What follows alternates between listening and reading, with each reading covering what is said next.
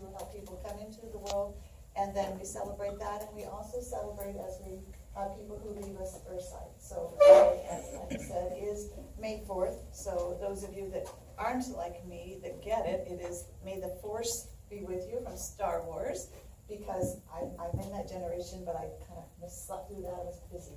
So that's why they did choose the day today. And I guess Star Wars was very, very important, a very big part of Travis's life. So today we are celebrating the celebration of life for Travis. I want to welcome everyone here in person and everyone in spirit. So either the ones that are with us from afar or the spirits that are near us, which we all know Travis is here. Some of us have had technological problems today. We think Travis is playing with our electronics. So thank you, Travis. We appreciate that. It took me a while to find the place, but I finally got here when I said, stop, I need to find the building. So I did, I went straight to it. So thank you, Travis, for stopping.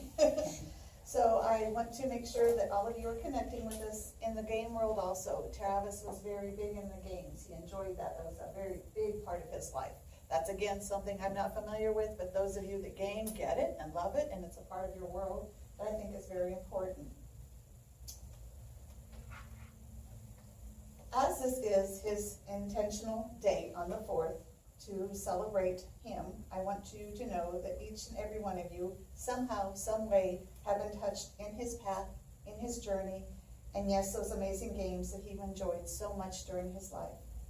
We've gathered here today to acknowledge the loss of Travis when this is the person you have loved and cared for either a short time or a very long time. When someone we care for dies, family and friends gather with sorrow in their hearts to grieve and to give comfort to each other.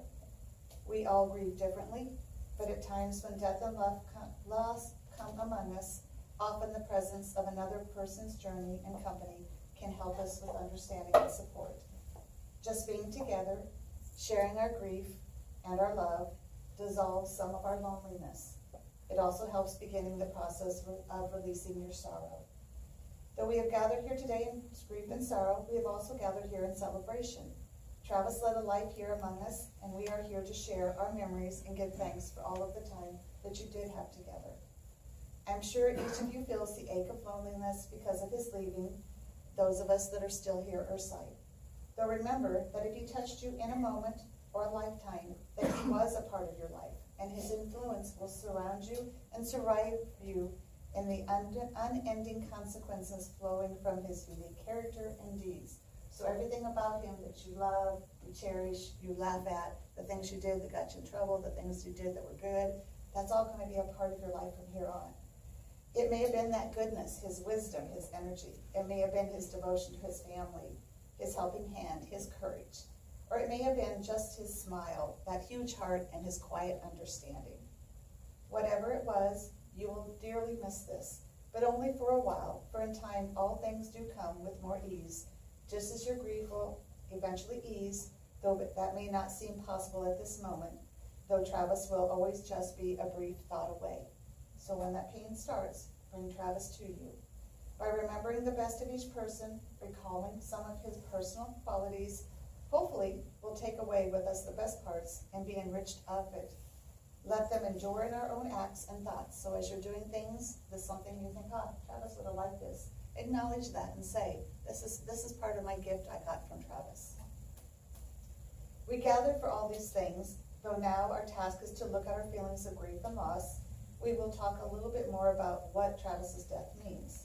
Centuries ago, the Roman philosopher Seneca wrote, in the presence of death, we must continue to sing the song of life. We must be able to accept death and go from its presence better able to bear out our burdens and to lighten the load of others.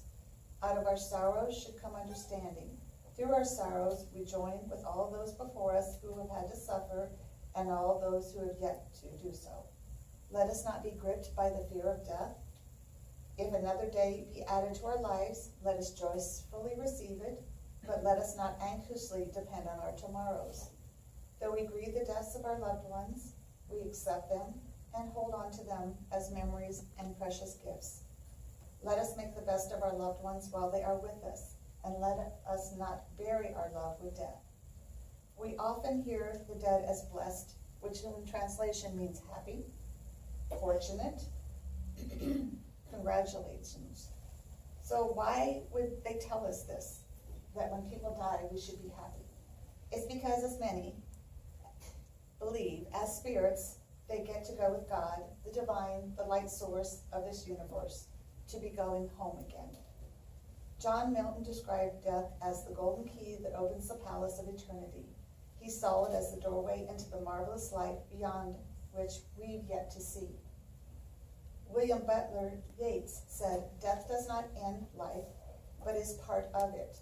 One of nature's transformations as we work our way through its cycles. Death informs life. It is not simply the mother of beauty, it is the mother of life itself. For how could we conceive of life if there was no death?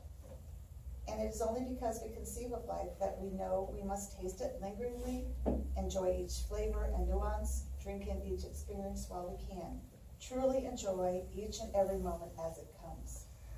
Death and life are dependent upon each other like order and chaos, neither's concept being possible without the other. So there should never be a fear of death, which is omnipresent because it is part of life. Welcome into your arms, for it is yet just but a rest. Regardless of this, to those of us left behind, death doesn't feel so marvelous.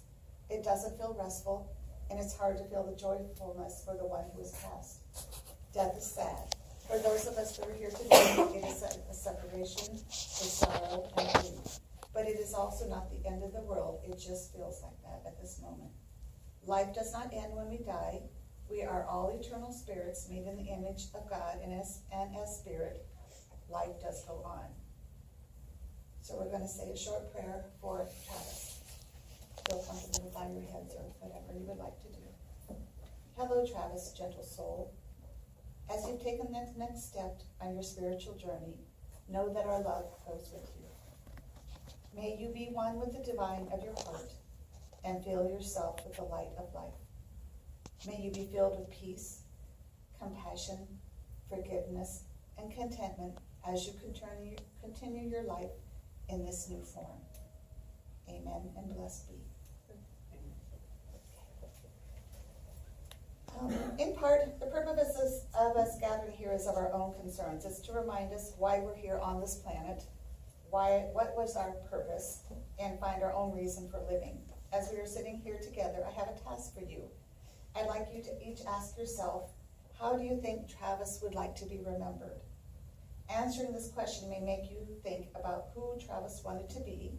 Maybe a story or two comes to mind. You may find yourself actually smiling or nodding your head thinking about this, as if you were still alive somewhere, still being who he is, just doing it somewhere new.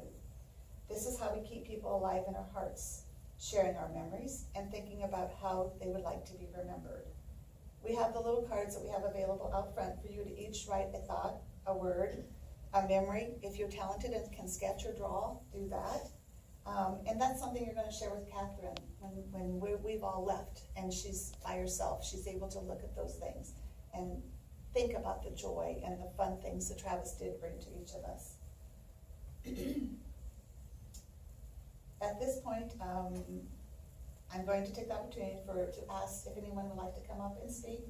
And you can talk about pretty much anything. If you're mad at Travis today, you can say that. That's okay. If you want to tell happy, silly, fun. Oops. But now we have another confession apparently, and whoever needs to confess to Travis, please do that today. Do I have anybody that wants to come forward? And you can either stand where you're at, you can come forward, and just tell us what Travis meant to your heart. I would like to. Okay. Maybe I can break the ice. Yeah, come break I the can ice. come up to you there. Yeah, come on in. About half of you know me, I guess. My name is Wesley Williams. I'm a lead at the service center where Travis worked. I learned from my lead to be firm but fair. I've recently become a lead myself. I direct maintenance underneath my boss, who is also here. Most of our crew is here. When Travis first got, he transferred down to my hangar for whatever reason, and people move around at the facility. The hangar that I work in is very, very stressful. It's high demand. Our customer is very demanding, so we have to understand that we have to get a job done. When Travis first came down, he was a kind of a different sort. The people that knew Travis better than I did, Travis was goofy. He was a goofball. He was funny. He liked to joke around, and sometimes I take airplanes too serious. We have a job to do, and Travis, he reminded me sometimes airplanes aren't that important. But as I got to know him, it kind of surprised me because he was such a young soul, but he had a fire in him. And I didn't know the strife that he was going through, but man, he was a damn good mechanic. And I liked having him around. He wasn't on my crew. I would see him every couple days during the week. He worked weekends, and I would come in on the overtime on the weekends. But when we interacted, once I got used to him, because he was a different character. But he was really good at what he did. I remember one of the last times that we did interact. We were kind of, me and his lead were conversing. Because anytime we get a new guy, you got to be real particular about what we're doing, because it's an important job. We keep people safe while they fly. That's what we did. That's what Travis did. Well, with his lead and me, he'd come up. He's like, "Man, I got to tell you something." He's like, "This guy, he spotted something on an airplane. It was just something that we saw him. He was coming into his own, and he'd been at the service center for a while. He'd done his job, and he'd come down to us, and it was just something that there's more to life than work. But to me, as much as I work and as much as a lot of us work, it is very important that you are good at the work that you do.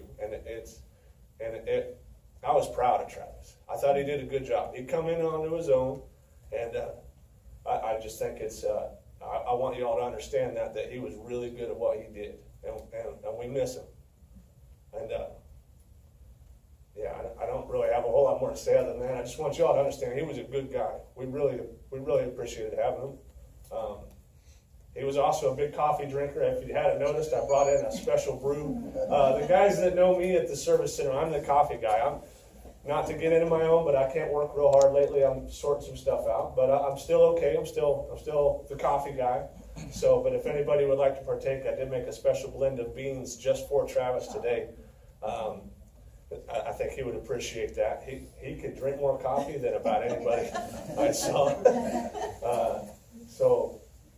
Yeah, and I'm happy to share that, but it was, I'm going to miss the guy.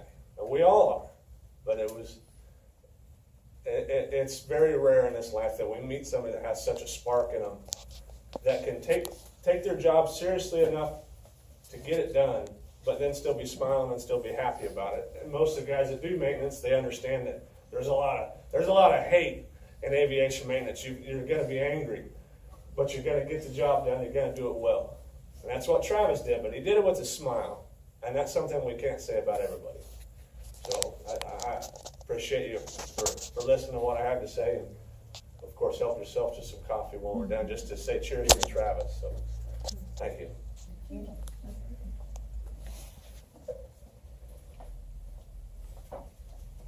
Don't be afraid. Nobody's going to fight. Hey, Marshall. I got nothing. You can talk to me. I hardly knew him, but every time I ever came across him in class or online, he was, as everybody else would say, a genuinely nice person. Fun to be around.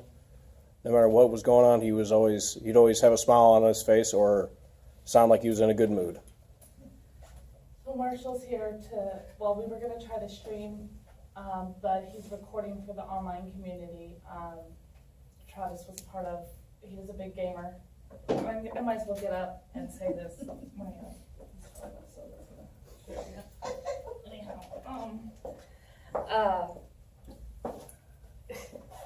I'll never forget when he was 19, maybe 18. A friend of mine had shared online asking if anybody had a used gaming console to sell because he wanted to get one for his daughter and just didn't have money for a new one. And Travis being the youngest and Taylor and I out of the house, he had every gaming console that there was. I don't know who would have spoiled him like that. But he had all of them. And I remember, when he was younger and he had asked me if I wanted to play Halo with him on Xbox, and I'm like, Travis, I am not good at Halo. Like I was done after Super Nintendo. But I watched him and he loved it. So anyway, me just thinking, of course he'll have an old gaming console. I call him up. I'm like, hey, you have a gaming console? My friend wants one. He's like, I might have a Wii somewhere. Have my original Xbox in case I want to play Halo 1, sometime. I'm like, oh, when's the last time you did that? He's like, I don't know. I'm like, so you don't have any now? Like, and there was still like Xbox One or 360, I don't know. There was still consoles. I'm like, so what gaming console do you play now, Travis? Tanya, I built my own gaming computer. Oh, wow. Yeah. I just died. I lost it. And I was like, oh, Excuse me. so sorry. Clearly, I was not cool enough to realize that, true gamers do not console.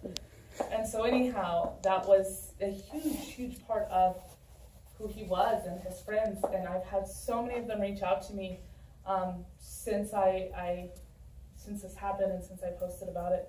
And it's just truly, it's beautiful to see he had such good friends that he maybe never even met face to face.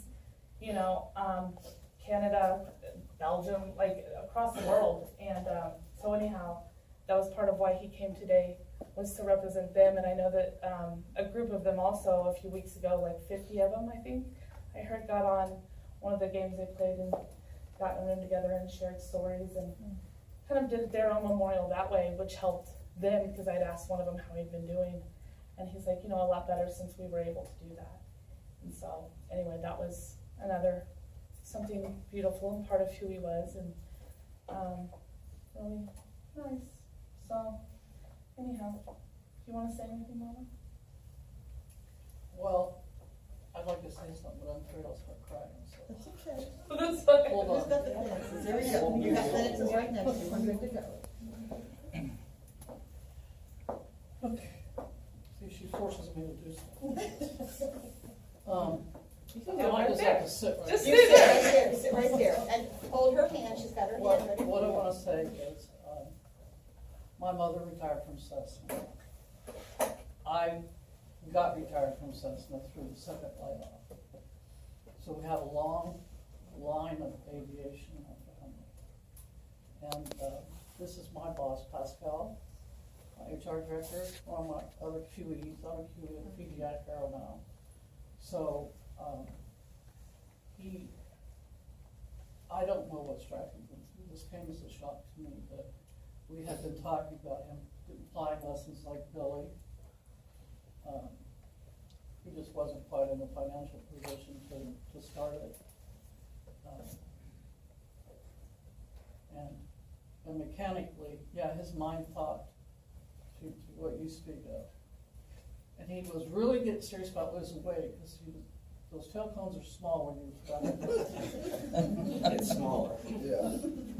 So, but I want to thank everybody for being here and the gaming community. He gamed World of Tanks. He would be up at night because he had the weird hours, yelling at guys in Russia. Because that's how they do their tank games. So, he didn't do much wrong as a kid, not really. I mean, he was a little bit spoiled, but he didn't really get in any trouble.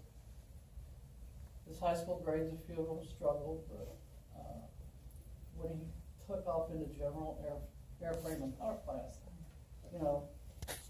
that just was something he breathed.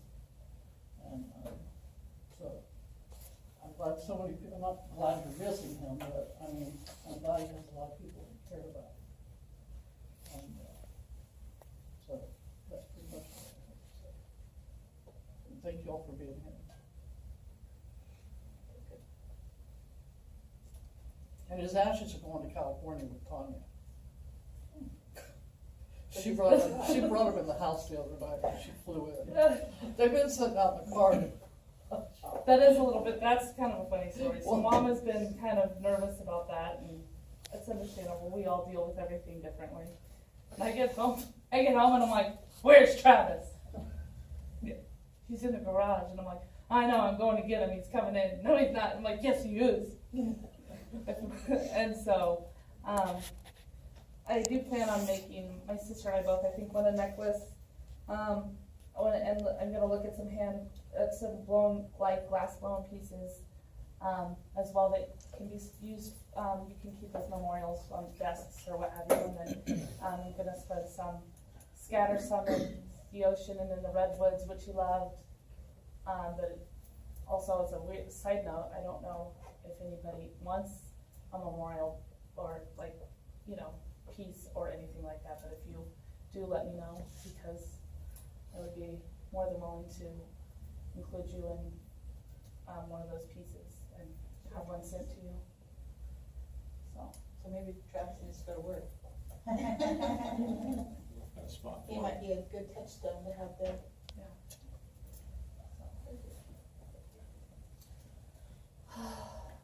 Anybody else?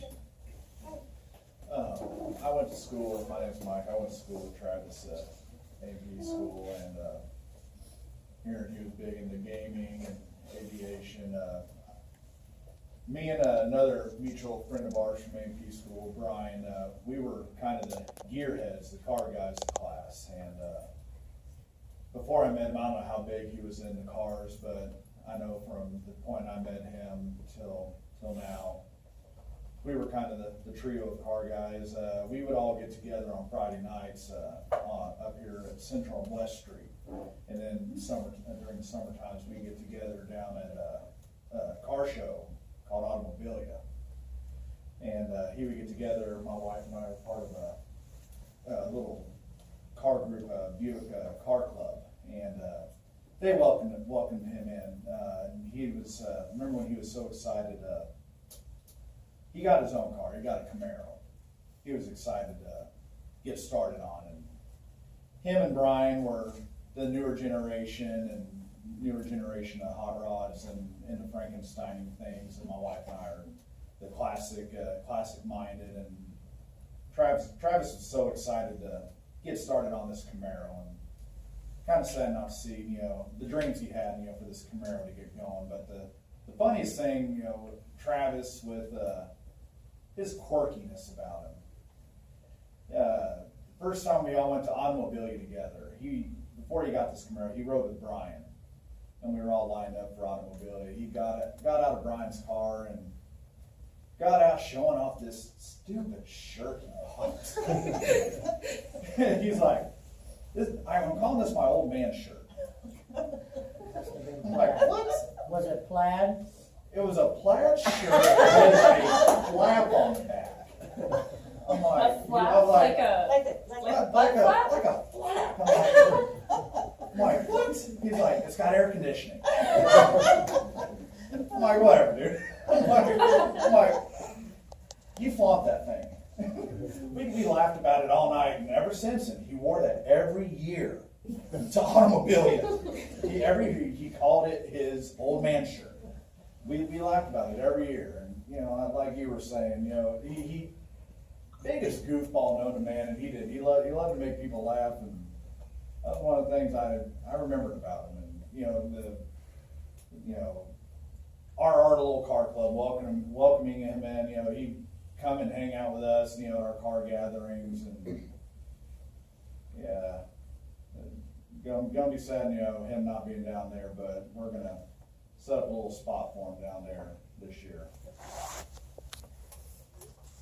If you guys notice out there too, the note card, the cardstock stuff I got to write on the song, I got all plaid print. I was looking at the different things, and I'm like, they had this plaid stuff, and I flipped through it, I'm like, it looked like all of his shirts. Like, I went through any newer photo of Travis, anything from the time he was 18 to now, and it was all in plaid shirts. And so I was just telling the guys out there when I was setting it up, I'm like, look, they're all plaid. That's And we can thank my father for the plaid shirt. That would be his grandfather. He started it. As a weird side note about today being a little behind on things, Travis and I and Mom were fashionably late to Travis and our grandfather's funeral by about 15, 20 minutes. So I figured it'd be more appropriate to start his a little late. I forgot to tell you guys that. So, that's my best friend. one of my besties. Is she always late? I'm late too. We've been late together to events of Blythe. So, Anybody else on that side have something to say? Grandpa? I was kind of an absent grandfather. I didn't get to spend a lot of time with Travis because we were 450 miles apart. But we got together every chance we could. And I'm gonna tell you what, the last time we had dinner with him, I sat there and just kept staring at him. Because he had all these plans to hold me in shirt. And I thought he got it from me. I'm sorry. But listening to the stories has been a blast today. Thank you. Travis knew you loved him, even if you were a long ways away. He knew. He knew. So now we know where the plaid jeans come from. both sides, it looks like. So he had no, it was his destiny to be a plaid child. So it was his heart. So do not laugh at the plaid anymore. Well, it was Plaid for different Travis. talking to him, because he was trying to keep everything flying. That I did the machine work on a lot of those airplanes. Because I was a machinist in younger days. And we visited about that. And living in Dallas, every time I'd see the guys out for lunch from one of the aircraft specialty shops and stuff, I'd always go talk to them. And, you know, because I kept thinking maybe I was gonna find him a better job in Dallas than here. I try to get him out to California too. I'm like, there's all kinds of aircraft places Well, here. you know, we talked several times when he was out there in Sacramento. I was loving it, right? Working, yeah. But the funniest thing that ever happened, I'm not somebody who gets to see much of the 10 o'clock news. Because I'm gone by then, I'm sleeping. But I got a call one night, and I often wondered who it was. He had stopped at McDonald's with a young lady, and they were in her pickup truck. And he called me up about 11:30 and he said, "Grandpa, what do I do? There was 4 or 5 guys just accosted us that wanted that pickup truck. What do I do?" I said, "Well, number one, it probably won't do me any good to send you a 357 because I'm gonna get in trouble doing that. But I did send him a pepper spray gun. It was good for 25 feet. I said, if you don't like them at 25 feet, let them have it." I asked him one time if he ever used it, and he said, "I don't even know where it is." But you told him how to handle the situation, so that's what he needed. And he was so sick when he was born, It was a few and months had to later. stay extra in the hospital. Well, he got rotavirus. He got rotavirus. He was about 9 months old. Yeah. That was another fun. So Travis had really weird eating habits for basically his whole life. After that, because from about 9 months to 5 years, he was like just so allergic to anything dairy. He would just get super sick. And so like we'd order him. We'd go to Taco Bell and get Mexican pizza with just meat and bean on the inside, nothing on it. And they'd always be so confused. Nothing on it? The cheese, so just the cheese on top? No, just the meat and the bean and that's it. Or like a Burger King, like just the hamburger, which one time we got no cheese or bun, no cheese or meat, it was just the bun, that was a weird one. Weirdly, it didn't taste that different. I don't know. But so like later, like in life, he just, I don't know, Taylor told me, her and Matt would take him out to like, they went to like Chinese, like one of the Chinese buffets. And I guess that Travis would just get a whole plate full of egg rolls. He goes sit back down. And Taylor's like, "It's a dang buffet, Travis. Go get whatever you want. Try something else. Anything. Like a little something else." And Matt would just be like, "Man likes his egg rolls. Let him eat his dang egg rolls." So, anyhow. have another song to play. Guys, Everybody they're wants to learning. think about it. Hey, you want, we can do that, do another song. And then we have the last song to play in a second. So the first song I played a minute ago was just a song that I think he would have appreciated, and I've always liked. And I don't know, I listened to it the day I found out.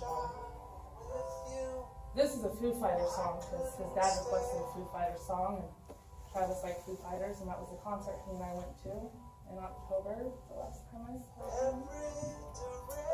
We didn't get to see them play for another reason, but alas, it's still something we shared. I like to think he got some of this good taste in music to me because his dad's like, play Foo Fighters or Shinedown. I'm like, oh, all the things I listened to in high school? I'm like, wonder where he got that great taste in music. Anyhow. Oh, hopefully Amber will walk in soon and with the pictures and little programs and distract Somebody just opened the door. It's either her or the food.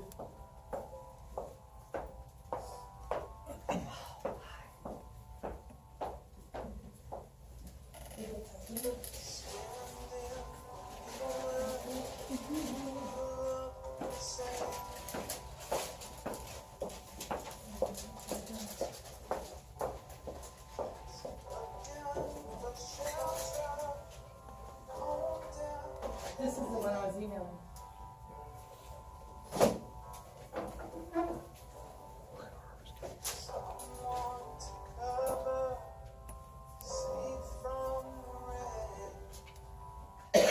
Oh, it's not super fancy. I had a nicer thing for the back, but alas, it's my last minute.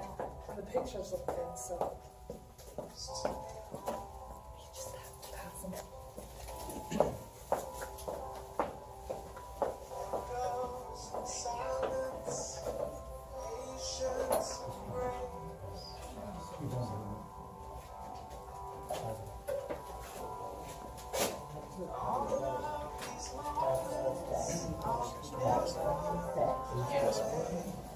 Strange for it.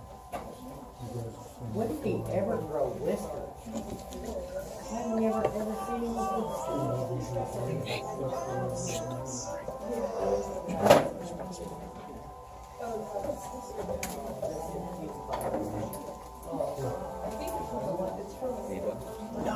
Yeah, I'll just sit right here.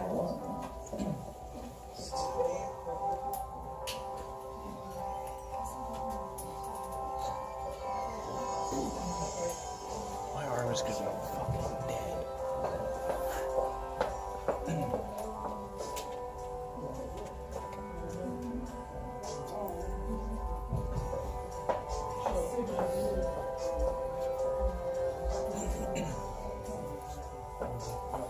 I'll tell y'all